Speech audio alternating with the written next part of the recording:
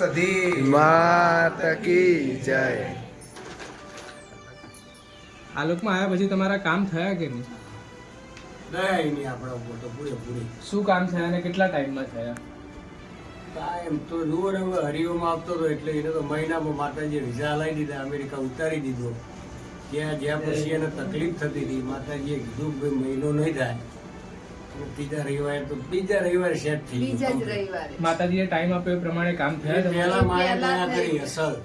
ભુવાજીએ કામ કરવાના કોઈ પૈસા માંગ્યા હતા તમારા જોડે? કશું જ નહીં. તમે માનો છો ને કે સતીમાં જ તમારા કામ કર્યા? જ કરે તો એ જ કરે જગતજનની.